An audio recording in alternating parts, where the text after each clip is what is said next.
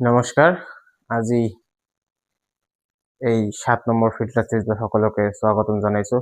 Let's join এই YouTube চেনেলৰ জৰিয়তে আজি আমি তোমালোকৰ মাজত আলোচনা কৰিম মুদ্ৰাৰ ব্যায়াম ব্যৱস্থাৰ 2য় নম্বৰ ফিল্টাৰ চিৰিজ, অৰ্থাৎ 6 নম্বৰ ফিল্টাৰ চিৰিজত তোমালোকৰ অলৰেডি মুদ্ৰাৰ ব্যায়াম ব্যৱস্থা সম্পৰ্কে তোমালোকৰ লগত আলোচনা কৰা হৈ আছে। তো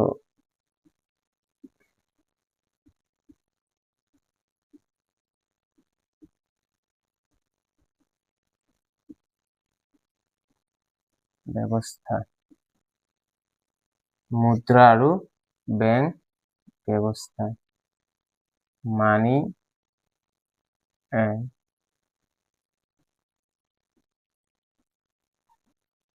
banking system, money and banking system, ইয়াৰ ওপৰত তোমালোকৰ অলৰেডি আলোচনা হৈ আছে তোমাৰ 6 নম্বৰ ফিল্টাৰ চিৰিজৰ পৰা। যিসকল এতিয়ালৈকে সেই 6 নম্বৰ ফিল্টাৰ চিৰিজটো চোৱা নাই, ডিছক্ৰিপশ্যনত লিংকত দিয়া আছে, তোমালোক তাৰ পৰা লিংকৰ পৰা তোমালোকে ভিডিঅ'খিনি চাই লোৱা। আৰু যিসকলে এতিয়ালৈকে লাইক কমেণ্ট ছাবস্ক্ৰাইব কৰি দিয়া নাই, মই সকলোকে সোনকালে কৈছোঁ লাইক কমেণ্ট কৰি দিয়া, আৰু যিসকলে এতিয়ালৈকে ছাবস্ক্ৰাইব কৰা নাই সেইসকলে ছাবস্ক্ৰাইব কৰি দিয়া। তো আজি তেনেহ'লে আমি আমাৰ টপিকলৈ আলোচনা কৰোঁ।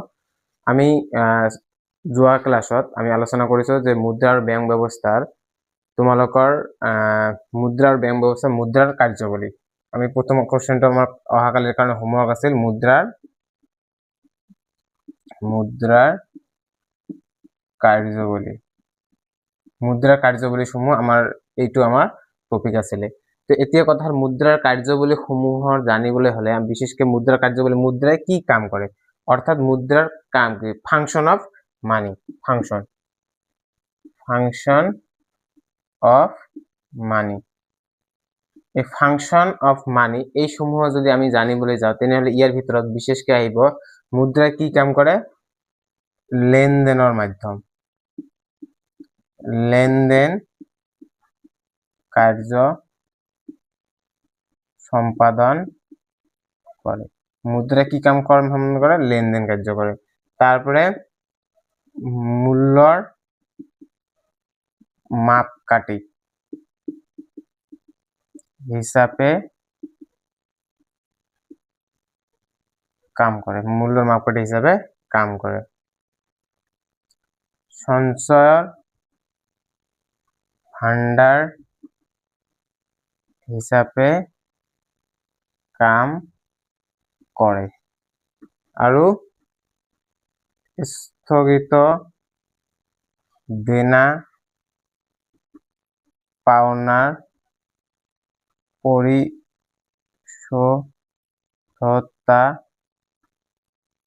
হিসাবে কাম কৰে। তো এনেকুৱা যে মুদ্ৰাৰ মূল কাৰ্যাৱলীসমূহ কি, তোমালোকৰ পৰীক্ষাৰ কাৰণে বিশেষ important question, very important question. তোমালোক সকলে যিসকলে এতিয়ালৈকে এইসমূহৰ পিছত নোট বনোৱা নাই সেইসকলে এতিয়া সোনকালে নোটখিনি বনাই লোৱা। এই টপিকসমূহ যে মুদ্ৰাৰ প্ৰথম কাৰ্যাৱলী হ'ল যে মুদ্ৰাই কি কাম কৰে, লেনদেন কাৰ্য সম্পাদন কৰে।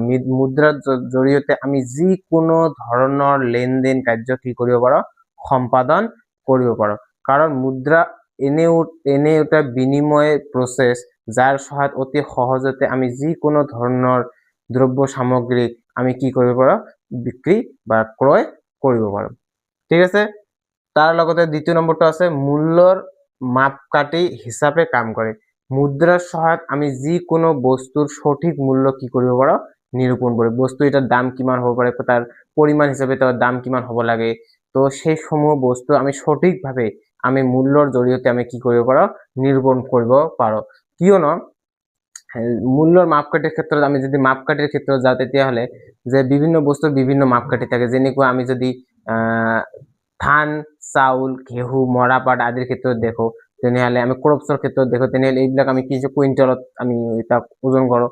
লগতে আছে আমি যদি সোণ ৰূপত যাওঁ, সোণ ৰূপসমূহ আমি কি দি কাউণ্ট কৰোঁ, কেলৰিক, যে এইবিলাক আমি কেৰেটত, কেলৰিত নহয় কেৰেটত, এইবিলাক আমি কিহত কৰোঁ, কেৰেটত কৰোঁ।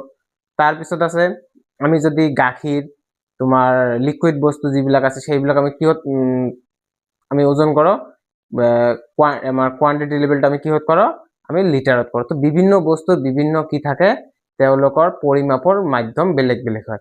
কিন্তু এই সমূহ বস্তুৰ কিমান পৰিমাণে বস্তুৰ কিমান দাম হ'ব সেই বস্তুটো পৰিমাপ কৰাৰ ক্ষেত্ৰত আমি অতি সহজতে জড়িত কৰিব পৰা মুদ্ৰা সজ্জিত কৰিব পাৰোঁ। সেই কাৰণে মুদ্ৰাক মূল্যৰ মাপকাঠি হিচাপে কাম কৰে। সঞ্চয়ৰ ভাণ্ডাৰ, যিহেতু মই আগত কৈছোঁ বিনিময় প্ৰথাৰ ক্ষেত্ৰত বিভিন্ন ধৰণৰ সমস্যা আছে, যি সমস্যাসমূহৰ ক্ষেত্ৰত এটা সমস্যা হ'ল সঞ্চয় ভাণ্ডাৰ। কাৰণ কেঁচা সামগ্ৰীসমূহ বা বিভিন্ন ধৰণৰ দ্ৰব্য সামগ্ৰীসমূহ যিসমূহৰ লংজিভিটি শৰ্ট টাৰ্ম মানে হ্ৰাসকালীন থাকে, সেই বস্তুসমূহ আমি কি ভৱিষ্যতৰ কাৰণে সঞ্চয় কৰি ৰাখিব নোৱাৰোঁ। কিন্তু মুদ্ৰা এনেকুৱা এটা বস্তু বা এটা সামগ্ৰী যাক আমি কি কৰিব পাৰোঁ, অতি ভৱিষ্যতৰ কাৰণে আমি কি কৰিব পাৰোঁ, সঞ্চয় কৰি ৰাখিব পাৰোঁ। যাৰ কাৰণে মুদ্ৰা কি বুলি কোৱা হয়, সঞ্চয় ভাণ্ডাৰ বুলি মুদ্ৰাক কোৱা হয়। আৰু এটা আছে স্থগিত দেনা পাওনাৰ মানদণ্ড পৰিশোধা হিচাপে কাম কৰে। যে মুদ্ৰায় কি কৰে স্থগিত দেনা পাওনা, আমি হয়তো কাৰোবাৰ যদি আমি কি লওঁ, ঋণ লওঁ, সেই ঋণসমূহ আমি কি লাহে লাহে পৰিশোধ কৰিব পাৰোঁ। তো কাৰ সহায়ত কৰিব পাৰোঁ, আমি মুদ্ৰাৰ সহায়ত কৰিব পাৰোঁ। যাৰ কাৰণে কোৱা হয় মুদ্ৰাক স্থগিত দেনা পাওনা পৰিশোধা হিচাপেও কাম কৰে। তো মই আশা কৰিছোঁ তোমালোকে এই মুদ্ৰাৰ কাৰ্যাৱলীসমূহ ভালকে বুজি পাইছে।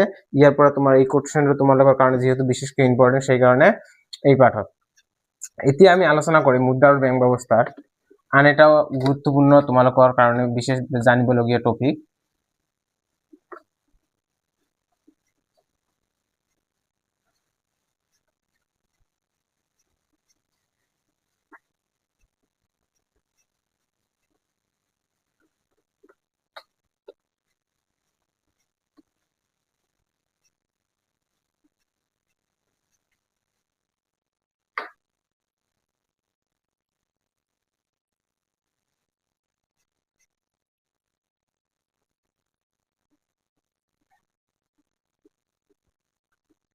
ধাতুগত মুদ্রা আর ওটা হচ্ছে কাগজীয়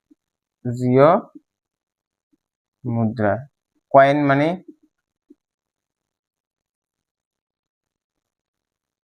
আর এটা হচ্ছে পেপার মানি। তো ধাতুগত মুদ্রা কি, যে যিসমূহ মুদ্রা কিহৰ দ্বাৰা তৈয়াৰী কৰা হয়, যিসমূহ মুদ্ৰা আমি বিভিন্ন ধাতুৰে তৈয়াৰী কৰা হয়।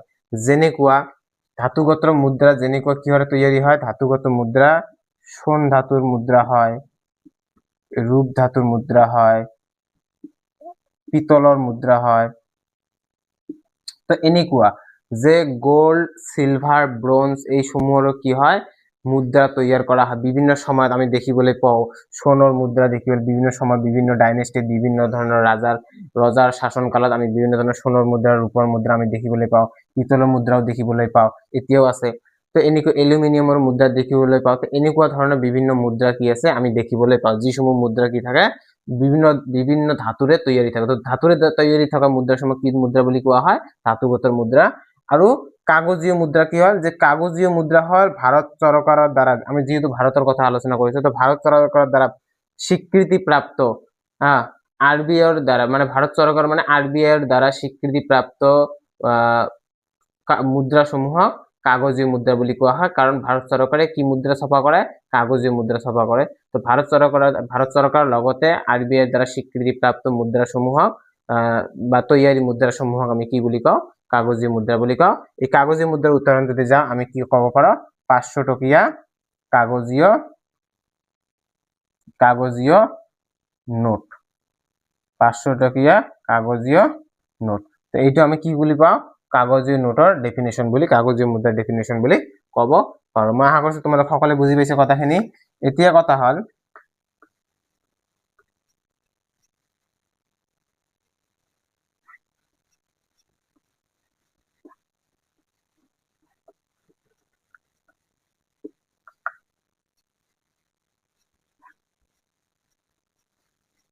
এতিয়া আমি আলোচনা কৰিম বেংক ব্যৱস্থা।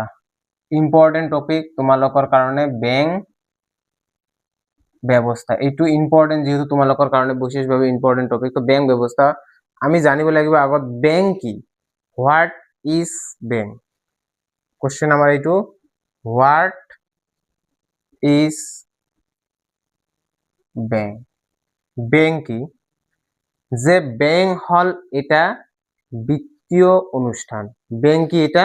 বিত্তীয় অনুষ্ঠান। ব্যাংক এটা কি? বিত্তীয় অনুষ্ঠান,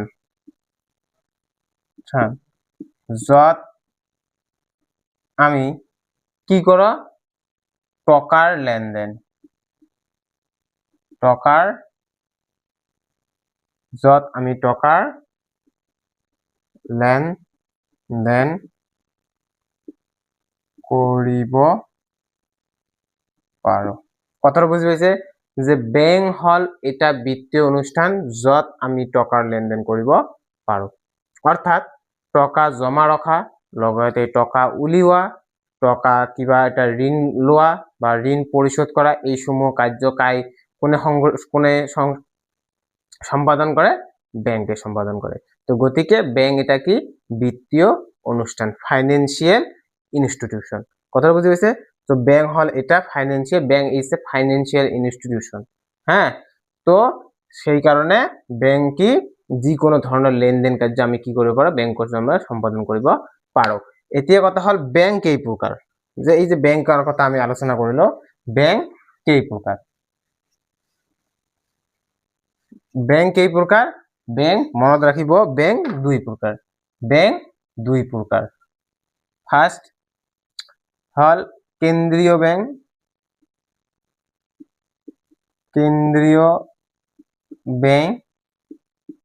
সেকেন্ড হল বাণিজ্যিক ব্যাংক। যেহেতু কেন্দ্রীয় ব্যাংক আর বাণিজ্যিক, যেটা কয় সেন্ট্রাল ব্যাংক, এটুক কয় কমার্শিয়াল ব্যাংক। সেন্ট্রাল ব্যাংক আর কমার্শিয়াল ব্যাংক, এই দুইটা আমার কি? ব্যাংকৰ প্ৰকাৰ। এতিয়া কথা হল কেন্দ্ৰীয় ব্যাংক কোনটো? যে ভাৰতৰ সৰ্বোচ্চ ব্যাংক, অৰ্থাৎ অকল ভাৰত বুলি নহয়, পৃথিৱীৰ প্ৰতিখন ৰাষ্ট্ৰৰ এটা ডাঙৰ ব্যাংক থাকে, যি ব্যাংকটো কোৱা হয় কেন্দ্ৰীয় ব্যাংক। অৰ্থাৎ প্ৰতিখন দেশৰ মৌদ্ৰিক নীতিৰ যিয়ে নির্ধারণ করে, মৌদ্রিক নীতি যার অধীনত কন্ট্রোল হয়ে থাকে, মনিটারি পলিসিটো যার অধীনত কন্ট্রোল হয়ে থাকে, গোটেই মৌদ্রিক ব্যবস্থাটো, মুদ্রার প্রসেসটো, তাক কি বুলি কোৱা হয়? কেন্দ্ৰীয় ব্যাংক বুলি কোৱা হয়। তো আমার ভারতের যেটো কেন্দ্রীয় ব্যাংক, তার নাম হল RBI, যাক আমি কওঁ রিজার্ভ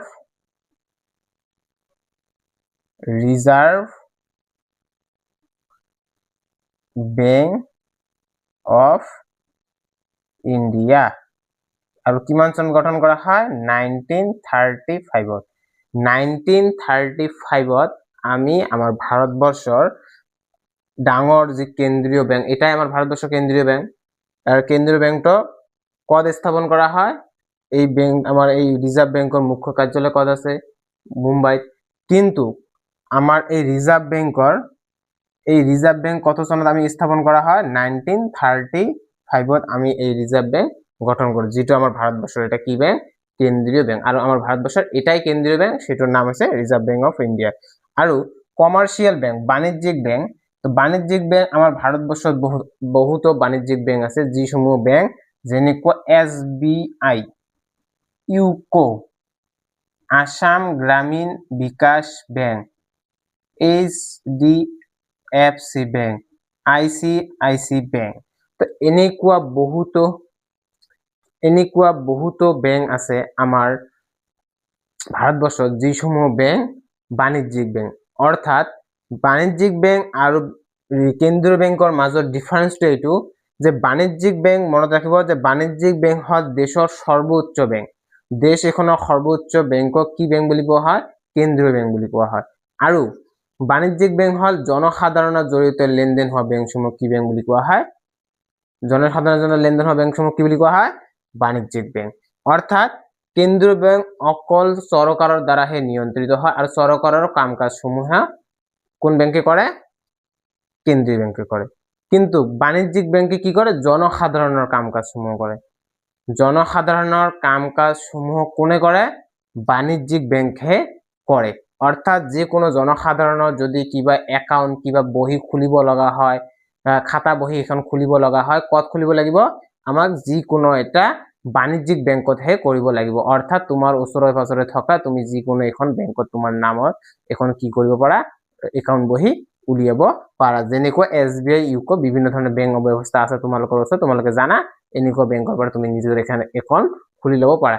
কিন্তু তুমি কেতিয়াও জনসাধাৰণে নিজৰ একাউণ্ট RBI বেংকত খুলিব নোৱাৰে। কোনো ধৰণৰ জনসাধাৰণৰ ব্যক্তিগত একাউণ্ট RBI বেংকত নহয়। তোমালোকে ভালকে মনত ৰাখিব যে RBI বেংকত ব্যক্তিগত কোনো জনসাধাৰণৰ একাউণ্ট নহয়। ইয়াত তুমি কোটিপতি হলেও নহব, ইয়াত তুমি দেশৰ যি সৰ্বোচ্চ ধনী ব্যক্তি মুকেশ আম্বানীতকৈ যদি ধনী ব্যক্তি তথাপিও তোমাৰ একাউণ্ট ইয়াত নহব। কথাটো ভালকে মনত ৰাখিব। ইয়াত কেৱল কাৰ একাউণ্টহে হ'ব? গভৰ্ণমেণ্টৰ একাউণ্টহে হ'ব। কেন্দ্ৰীয় বেংকত অকল গভৰ্ণমেণ্টৰহে কি হ'ব? একাউণ্ট হ'ব। জেনাৰেল পাব্লিকৰ কোনো ধৰণৰ একাউণ্ট RBI বেংকত নহব। কথাটো ভালকে মনত ৰাখিবা যে কেন্দ্ৰীয় বেংক ভাৰতবৰ্ষৰ সৰ্বোচ্চ বেংকটো হ'ল RBI। RBI কিমান চনত? 1935ত। আৰু এই RBI বেংকক নিয়ন্ত্ৰণ কাৰ দ্বাৰা হয়? চৰকাৰৰ দ্বাৰা নিয়ন্ত্ৰণ হয়, আৰু চৰকাৰৰ যিকোনো কাম কাজ RBI বেংকে সম্পাদন কৰে। গল। বাণিজ্যিক বেংক জনসাধাৰণৰ লগত সম্পৰ্কিত, জনসাধাৰণৰ যিকোনো কাম কাজ লেনদেন ব্যৱস্থা সকলোৱে কোনে কৰে? কমাৰ্চিয়েল বেংকে কৰে, বাণিজ্যিক বেংকে কৰে। আৰু বাণিজ্যিক বেংকৰ উদাহৰণ হ'ল SBI bank, UCO bank, Assam Gramin Vikash bank, HDFC bank, ICICI bank, Punjab national bank, central bank, এনেকুৱা যিমানসমূহ বেংক আছে সকলো বেংকে কি আমাৰ বাণিজ্যিক বেংক। আৰু বাণিজ্যিক বেংক বৰ্তমান আণ্ডাৰটেকিং গভৰ্ণমেণ্টৰ ওচৰতো আছে, কিছুমান ডাইৰেক্ট প্ৰাইভেট ছেক্টৰতো আছে, কিছুমান আছে কি আণ্ডাৰ গভৰ্ণমেণ্টৰ আছে। তো এনেকুৱা বিভিন্ন ধৰণৰ বেংক থাকিব পাৰে।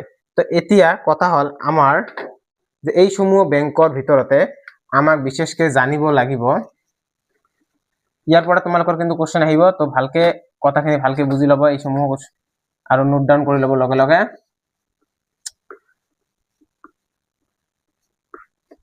এতিয়া আমাৰ আলোচনা হ'ব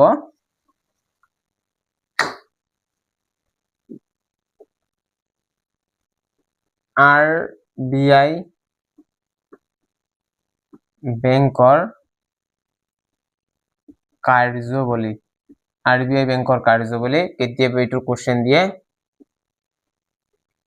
কেন্দ্ৰীয় বেংকৰ কাৰ্যৱলী। আৰু এটা কোৱেশ্চন দিয়ে RBI বেংকৰ কাৰ্যৱলীটো গল, কেন্দ্ৰীয় বেংকৰ কাৰ্যৱলী গল ভাৰতৰ সৰ্বোচ্চ বেংকৰ কাৰ্যৱলী উল্লেখ কৰা। তো এনেকুৱা ধৰণৰ কোৱেশ্চন, এনেকুৱা প্যাটাৰ্ণত কোৱেশ্চন দি থাকে, কিন্তু এনসাৰ কি থাকিব? এটাই এনসাৰ থাকিব। তো ভালকে মনত ৰাখিব যে RBI বেংকৰ কাৰ্যৱলীৰ কথা ক'লে আমি ৰিজাৰ্ভ বেংকৰ কাৰ্যৱলী লিখিব লাগিব। আমাক যদি কেন্দ্ৰীয় বেংকৰ কাৰ্যৱলীৰ কথা কয় তথাপি আমাক ৰিজাৰ্ভ বেংকৰ কাৰ্যৱলী লিখিব লাগিব। যদি আমাক ভাৰতৰ সৰ্বোচ্চ বেংকৰ কাৰ্যৱলী লিখিবলৈ কয় তথাপি আমাক কোনটা এনসাৰ লিখিব লাগিব? এই ৰিজাৰ্ভ বেংকৰ কাৰ্যৱলী লিখিব লাগিব। এতিয়া কথা হ'ল যে এইটো কোৱেশ্চনৰ কাৰণে তোমাৰ পৰীক্ষাত 100% এইটো তোমালোকৰ পৰীক্ষাৰ কাৰণে 2026 চনৰ পৰীক্ষাৰ কাৰণে ভেৰি ভেৰি ইম্পৰ্টেণ্ট কোৱেশ্চন, কাৰণ এইটো 100% কমন কোৱেশ্চন তোমালোকৰ 2026 কাৰণে এইটো আহিবই কোৱেশ্চন। এতিয়া কথা হ'ল ইয়াৰ এনসাৰ বিলাক কি কি? ইয়াৰ আমাৰ কাৰ্যৱলীসমূহ কি কি? কাৰ্যৱলীসমূহ কি কি?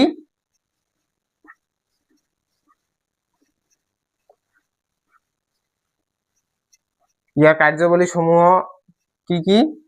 ইয়াৰ কাৰ্যৱলীসমূহ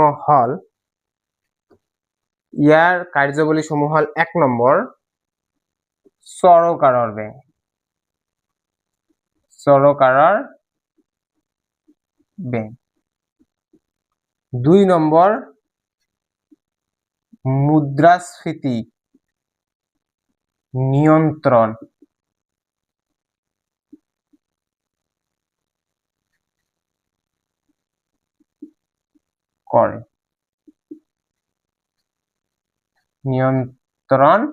কৰে।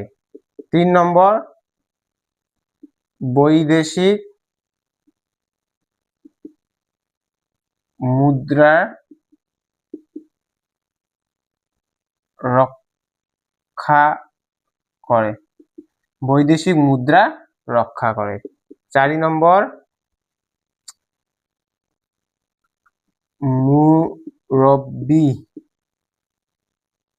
মুরব্বি ব্যাংক হিসাবে কাম করে, মুরব্বী ব্যাংক হিসেবে কি করে কাম করে। বল এই সমূহ হল কি আমার কেন্দ্রীয় বেংকৰ প্ৰধান কাৰ্যাৱলী। মনত ৰাখিব চৰকাৰৰ বেংক হিচাপে কাম কৰে, যিহেতু মই আগতে কৈ দিলো যে কেন্দ্ৰীয় বেংক অকল চৰকাৰৰ লগত জড়িত থকা যিকোনো ধৰণৰ লেনদেন কাৰ্য কেন্দ্ৰীয় বেংকৰ জড়িতহে সম্পাদন হয়, কাৰণ কেন্দ্ৰীয় বেংকত অকল গভৰ্ণমেণ্টৰ হে কি হয় একাউণ্ট বহি হয়। তো গভৰ্ণমেণ্টৰ লগত জড়িত থকা যিকোনো ধৰণৰ লেনদেন কাৰ্য কেন্দ্ৰীয় বেংকে সম্পাদন কৰে, যাৰ কাৰণে কেন্দ্ৰীয় বেংকক চৰকাৰী বেংক বুলিও কোৱা হয়। মুদ্ৰাস্ফীতি নিয়ন্ত্ৰণ কৰে, এইটো এটা ইম্পৰ্টেন্ট টপিক যে কেন্দ্ৰীয় বেংকে মুদ্ৰাস্ফীতি নিয়ন্ত্ৰণ কৰে কাৰ জড়িয়তে কমাৰ্শিয়াল বেংকৰ জড়িয়তে। কমাৰ্শিয়াল বেংকৰ জড়িয়তে যেহেতু কেন্দ্ৰীয় বেংকে মুদ্ৰাস্ফীতি নিয়ন্ত্ৰণ কৰে, তো কমাৰ্শিয়াল কেন্দ্ৰীয় বেংকে কি কৰে সেন্ট্ৰাল বেংকে বেংকৰ হাৰ এইটো ইম্পৰ্টেন্ট টপিক যে বেংকৰ হাৰ কি কেতিয়াবা কোশ্চেন দিয়ে বেংকৰ হাৰ যেটো বুলি কয় বেংক ৰেট বুলিও কয়, বেংক ৰেট। যে বেংকৰ হাৰ কি যে আমি জানো সাধাৰণতে কোনো এটা বাণিজ্যিক বেংকৰ পৰা যদি আমি ঋণ লওঁ তেনেহলে আমি অবশিষ্ট হিচাপে কিছু এটা বেছি জমা দিব লাগে, যিটো হল সুদ, ইন্টারেস্ট, রেট অফ ইন্টারেস্ট বুলি কওঁ। তেনেকুৱাই সেম যদি কোনো কেন্দ্ৰীয় বেংকৰ পৰা যদি কোনো বাণিজ্যিক বেংকে ঋণ গ্ৰহণ কৰে তেনেহলে সেই ব্যক্তিগত বাণিজ্যিক বেংকটোৱে কি কৰিব লাগে RBI বেংকক বেংক ৰেট দিব লাগে, যেটো কি বুলি কয় বেংকৰ হাৰ বুলি কয়। কথা হৈছে এই বেংকৰ হাৰটো কি কৰে মুদ্ৰাস্ফীতিৰ সময়ত কেন্দ্ৰীয় বেংকে বেছিকৈ দিয়ে। কেতিয়াবা যদি এনে নৰ্মাল অৱস্থা যদি 5% থাকে, মুদ্ৰাস্ফীতিৰ সিচুৱেশন কেতিয়াবা কিবা কৰে 10% বা নিজৰ ইচ্ছা মতে হ্ৰাস বৃদ্ধি কৰিব পাৰে, তো এইটো নিৰ্দিষ্ট নাথাকে কিমান হ'ব পাৰে। তো মুদ্ৰাস্ফীতিৰ ক্ষেত্ৰত কি কৰে কেন্দ্ৰীয় বেংকে বেংকৰ হাৰ বঢ়াই দি কি কৰে বেংক ৰেট বঢ়াই দি কি কৰে মুদ্ৰাস্ফীতি নিয়ন্ত্ৰণ কৰে। তাৰ লগতে আৰু এটা কাম কৰে ক্যাশ ৰিজাৰ্ভ ৰেশিও বুলি এটা কথা আছে যে ক্যাশ ৰিজাৰ্ভ ৰেশিও নগদ সংৰক্ষণৰ অনুপাত কি এটা নিয়ম কথা আছে, এইটো হায়াৰ ক্লাসত তোমালোকে যদি বিএড কৰতে বা মেজৰ লোৱা তোমালোকে এই বস্তুটো ভালকে বুজি পাবা। ক্যাশ ৰিজাৰ্ভ ৰেশিও, তো ক্যাশ ৰিজাৰ্ভ ৰেশিও হল কি যে কেন্দ্ৰীয় বেংকৰ পৰা যদি কোনো বেংকে যেতিয়া কি লব ঋণ লব তেতিয়া সেই বেংকটোৱে কি সেই কমাৰ্শিয়াল বেংকটোৱে কি কৰিব লাগে কেন্দ্ৰীয় বেংকত নগদ সংৰক্ষণ অনুপাত হিচাপে কিছু ঋণৰ কিছু অংশ জমা ৰাখিব লাগে নগদ হিচাপে, যাক নগদ সংৰক্ষণ অনুপাত বুলি কয়। তো অৰ্থাৎ তো কি কৰে এই দুটা ক্যাশ ৰিজাৰ্ভ ৰেশিও আৰু বেংক রেট এই দুটা বস্তু বঢ়াই দি এই দুটা কাম করে কেন্দ্রীয় ব্যাংকে কি করে মুদ্রাস্ফীতি নিয়ন্ত্রণ করে থ্রু দা কমার্শিয়াল ব্যাংক। দ্বিতীয় কথাটো হল বৈদেশিক মুদ্রা রক্ষণাবেক্ষণ করে। বৈদেশিক মুদ্রা রক্ষণাবেক্ষণ বা বৈদেশিক মুদ্রা রূপান্তর করার অধিকার কার থাকে কেন্দ্রীয় বেংকৰ থাকে।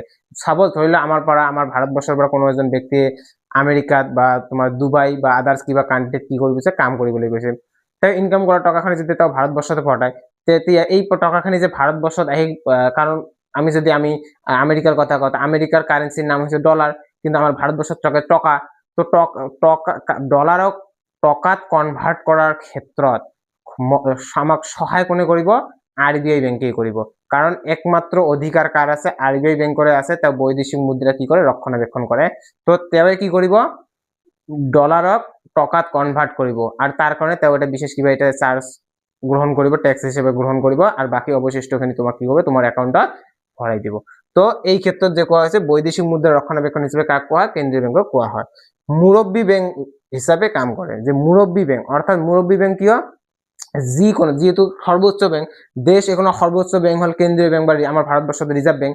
তো কেন্দ্রীয় বেংক যেহেতু দেশখনৰ সৰ্বোচ্চ বেংক হয়, তো সৰ্বোচ্চ এই বেংকৰ অধীনত বাকি যিমানবিলাক কমাৰ্শিয়াল বেংক থাকিব সকলোৱে ইয়াৰ অধীনতেই থাকিব, যাৰ কাৰণে ইয়াক কি বুলি কোৱা হয় মুৰব্বী হিচাপে কাম কৰে। যিকোনো ধৰণৰ গাইডেন্স যিকোনো ধৰণৰ সাজেশন কোনে প্ৰদান কৰিব কেন্দ্ৰীয় বেংকে কমাৰ্শিয়াল বেংকক প্ৰদান কৰিব, নিয়ম কানুন কোনে লাগু কৰিব, কেন্দ্ৰীয় বেংকে লাগু কৰিব, কমাৰ্চিয়েল বেংকে তাক একচেপ্ট কৰিব লাগিব।